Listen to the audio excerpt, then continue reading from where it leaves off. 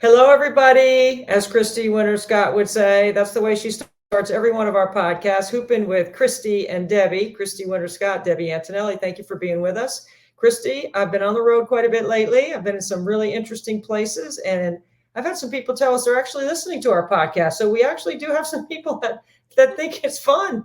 I like it. I love it. I love it. Thank you all for listening and watching and supporting. Appreciate you guys. We love hoops, and so do you. So we're all Yes. a team. That's what you say all the time. It's all about team. So there you go.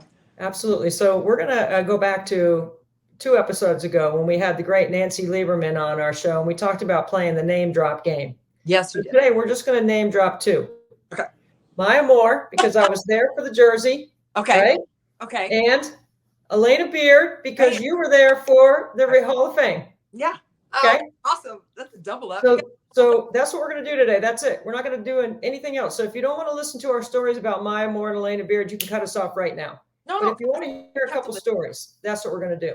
Okay. Christy, we're going with stories. I'm going to go first with Maya. Okay. Obviously, one of the most decorated players we've ever seen in our game. What an incredible legend. What an ambassador for our game. A terrific mother, an author.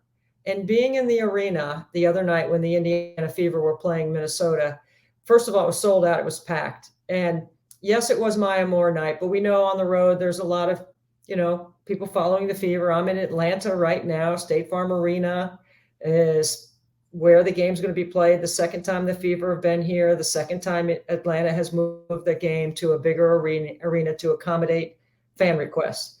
But being in the arena with Maya was special. The painter did the halftime, painted her, the guy I can't think of his name, but he's fantastic. He's done a lot of celebrities. The Minnesota Lynx presented a $15,000 check to Maya's foundation. Her husband was on the floor with her to accept the donation. It was very moving to be around that. I have to be honest, I didn't stay for the post game, all of it, because when the Minnesota Lynx post game brought like 30 folding chairs out on the court, I went, oh, this is going to be long. Yes. And it was. It was such a beautiful night. But go ahead and continue. But a great tribute. And I don't have any really great story about Maya except for how much I've admired her from afar. I did get to spend some time with her in April when she got inducted into the Women's Basketball Hall of Fame. So accommodating, such great joy. I don't think she misses it very much. I think she's so happy in her life and so joyful about what she's experienced. It's so great to see a legend living still in a prime. Remember, she only played like 8 years in the league and won 4 championships. And I think they played for 2 other 5. So 6 of her 8 years, they were playing for the championship. Mm-hmm. This is just her WNBA resume. We know how decorated her college resume is. I just enjoyed being around her, and I thought it was a wonderful gift to everyone in the arena that got to see her spirit and got to share in her pure elation for those 5 players that are the franchise building blocks of what Minnesota has done. Let me tell you, they're in the running for winning another one this year. They're really good. Absolutely. But that's my Maya Moore. Tell me yours. Oh, first of all, I love that. And you understand what that moment feels like, because I think, didn't you just have something happen at NC State where you had something put into the rafters there?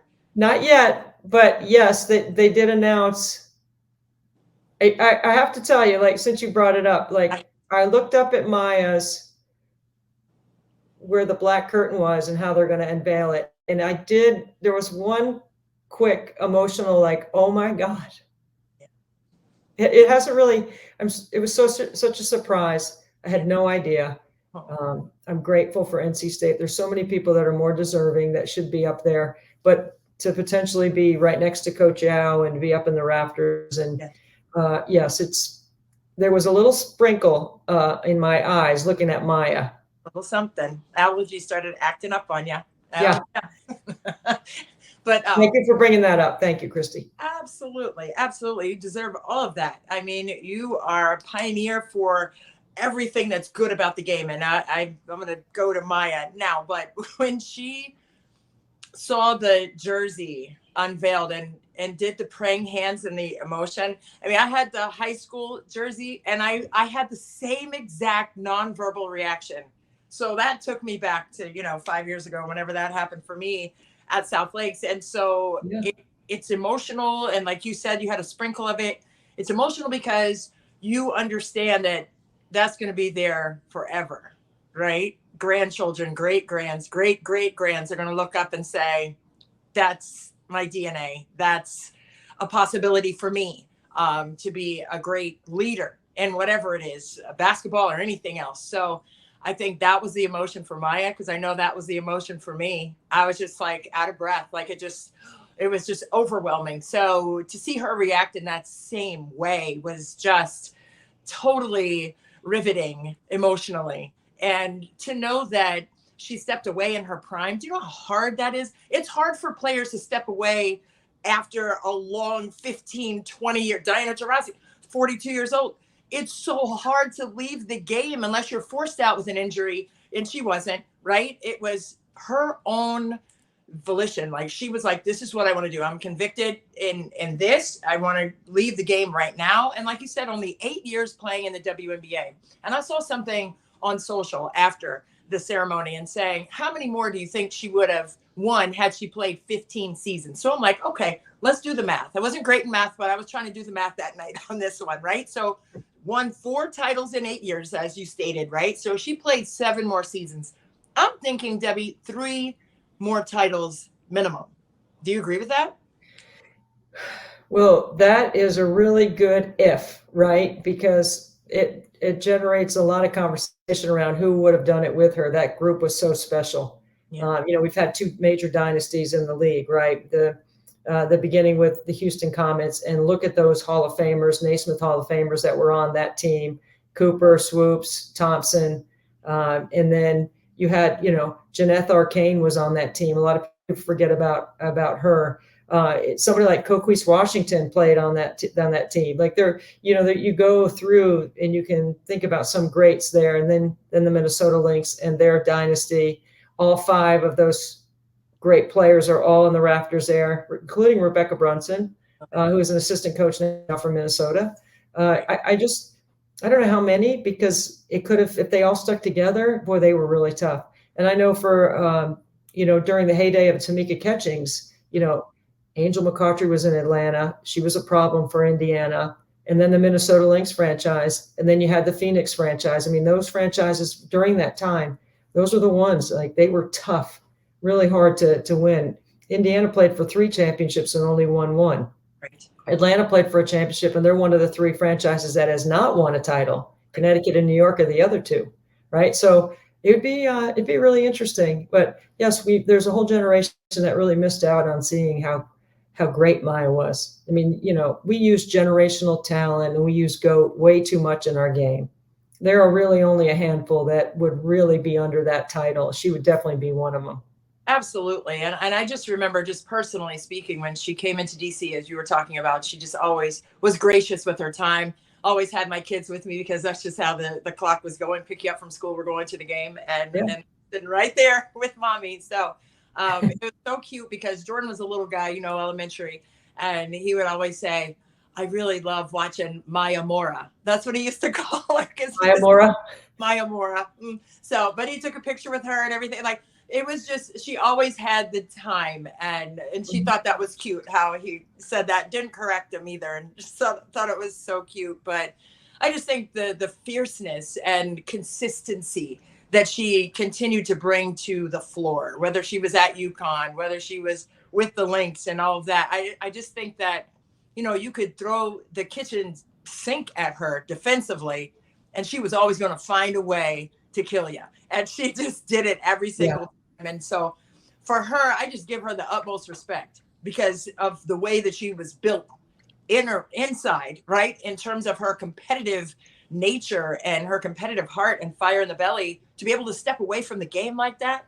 And I know she was being asked, she would go to the coffee shop, hey, you going to come back to play? I know if she was at the grocery store, Maya, are you going to come back to play? Do you know how many times she must have been asked that over these last several years? And yes, she's a great mom. And as we know, that is a huge commitment of your heart and your soul and your time. So, I mean, just for her to block all of the outside noise out and focus on the task at hand which was to be a great human and to be a selfless human. The same way she was on the court as a pro, she was the same person off the court as a pro, standing in the gap for what's right. And, you know, we were talking about what she was doing off the court and how the Minnesota Lynx, they were the linchpin in terms of voicing equal rights and standing in the gap for all of that. Before a lot of other players, before a lot of the NBA players, a lot of the NFL players did that, the Minnesota Lynx were spearheaded by Maya Moore and that group of 5 great starters who are now in the rafters. It's not always what they say, it's how they make you feel. Exactly. And forevermore, when you're around Maya Moore, she's always going to be uplifting. Win for Justice is the name of her foundation. And obviously we know her story, and her legacy really is as much of a player as much what she's done off the floor and with her husband, Jonathan. And what a wonderful guy. I had a chance to spend some time with him in the past. What a nice man. What just a cute little family they have. It's just adorable. I love it. All right. So hang on. Uh-oh. Where are you going? Wait a minute. Shifting gears. Flip the script. Got to shift. Okay. Now we're going to go to Miss Elena Beard. Okay. So Beard was recognized and inducted into the Washington Mystics Hall of Fame. She's in the Duke Hall of Fame. She'll be in the women's basketball and Naismith one day. Those are definitely things that are coming down the path. I had an incredible opportunity to spend a lot of time covering Elena when she was a player at Duke. So I've got 2 stories. One is when you're in Cameron, you're in the top. Yeah. You're in the roof, right? And you know the eye line, the sight line is Duke jerseys and banners hanging in the top of Cameron. Right. Well, the top of Cameron was Shane Battier, National Defensive Player of the Year. We did not have that award. I spent 3 years pushing the WBCA to create that award because my motivation and inspiration was Elena Beard. Go. And I worked Betty James, may she rest in peace. And anybody who knows me knows this is the god-awful truth. Like, I kept saying, we need that award. We need that award. Well, it's going to cost money for a trophy. How are we going to get her there? It's going to cost money. I'm like, I'll buy the trophy myself. Right. That woman is the best defensive player in the year. Remember, she and Diana Taurasi were neck and neck for all the awards. We have a National Defensive Player of the Year awarded by the WBCA because of Elena's inspiration and my push to make it happen. Okay. The first Defensive Player of the Year just happened to be Lindsey Harding. And I served as the chair of the National Defensive Player of the Year for like 12 or 13 years before the WBCA finally took over the award themselves and started doing it underneath their D1 Women's Basketball Committee, which is where they do all their awards now. Yeah. But there was some irony to that. That's my first story. The second story is Beth Mowens and I coming up on our 29th year working together, but this is back when we were covering a lot of ACC games. One day in a post-game or interview while we were on the game, Elena Beard says, and I'm not going to remember every detail about it, but Beard says her favorite analyst and favorite on-air personality is Ann Myers. Well, Beth and I, we love Annie, so this is not about Annie, but this is about that Beard said Annie Myers. What about us? We're with her every week. We see her all the time. Yeah. We're pumping her up. We're getting the National Defensive Player of the Year award. You know, like we're doing all this stuff. So Coach Gestencourse let us go into the locker room, and we papered her locker with our pictures all over her locker in the locker room. Okay. Because we thought, well, we're going to stick it to Beard. Right. I love it. What a great prank, because the next time we had a game in Cameron, and by the time we got up to the ladder, she had Annie Myers pictures plastered all over the entire booth up there. It was just a nice little prank. That's when, before social media and before all this other stuff, like you got to know the kids and you could actually have some interaction with them. Yeah. Coaching staff, because we were around so much, trusted, let us in the locker room to have a little fun. Right. Just to poke fun. Yeah, it's just a great story. I just think I love telling that story about Beard because she had incredible personality, which she still does. She's a wonderful mom. She's an entrepreneur. She's destined for the Hall of Fame, for lots of different ways to be recognized and awarded. And who will ever forget that corner shot she hit with the Sparks? for the game winner, right? Ultimate. Yeah. Boom. Cold-blooded. Okay. That's what I got. Okay, I have an AB story. Obviously, covering the Mystics here for years during her tenure. I mean, she was just really fun to watch, and she was just, I mean, she was snatching edges and taking names. And I say that, I'm talking about she was on you. If that was your assignment defensively, good luck getting by, because she was going to be snatching edges and working you all the way full court, 94 feet. Okay, but I'm going to take it back to when she was a senior in high school down in Louisiana. I was coaching at that time and tried to put my name in the hat, and didn't obviously get her. But, she was an amazing player at Duke. But I remember talking to her coach, and I just couldn't get in at all. Like, she was just dead set on going to Duke, and had an amazing, obviously, career there. But coaching against her as an assistant coach at Maryland, we were in the ACC during that time. It was just so tough to contain her, number one, but also to get your best player free, because that was her assignment.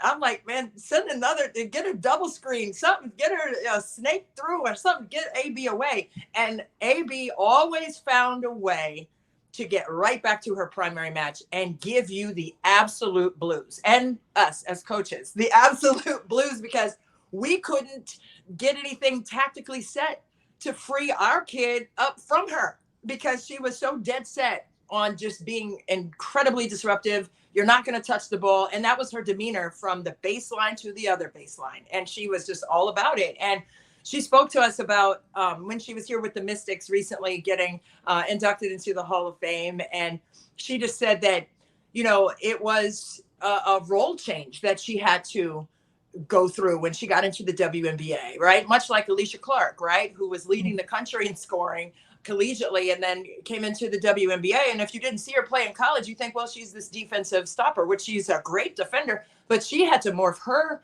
role, right, in the WNBA to have a long career in it. And same with AB. Excuse me. She had, this offensive skill set, obviously hit the game winner in 2016 for the LA Sparks to win that title, which is amazing. But I think she knew who she was. And the same as now, as a retired WNBA player and business owner and mom, she knows exactly who she is. She's very intentional with her purpose. And that has carried over from the court to off the court for AB. And it was just really a beautiful night in DC. They had, who all was there? My girl, Vicky Bullitt, was there, was on the coaching staff of the Mystics for when Elena Beer was with the Mystics. And was it Mo Curry there? Did I see some Mo Curry? Mo Curry was there. Crystal Langhorne, Marissa Coleman. There was just a whole handful of them there. Mike Tebow presented her with a beautiful jacket. And she made a nice speech and just really ahead of that said that she was looking forward to seeing the founding fans and how loyal they were to the city of DC, the Club 52 members there. And a lot of them had their Elena Beer jerseys on.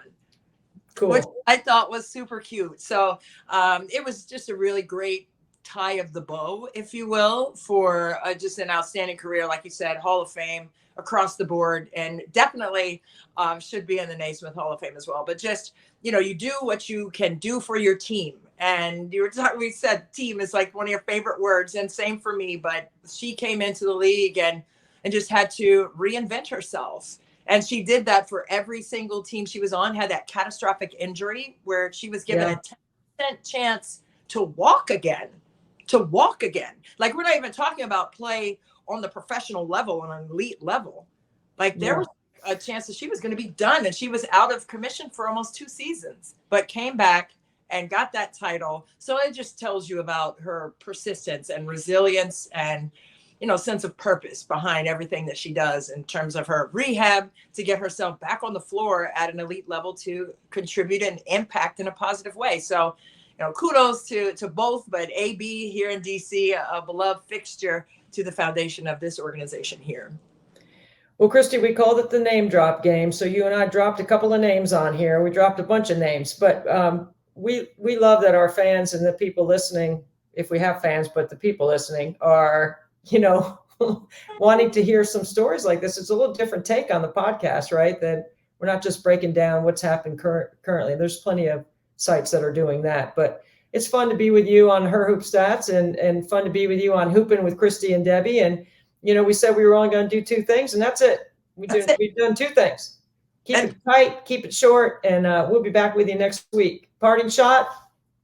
Oh, parting shot. Hey, lots of love and light to everybody, and keep supporting the WNBA. It's beautiful to see the packed arenas. So it's just so much fun. And I'm just having a blast being in the midst. So it's just an awesome time to be alive.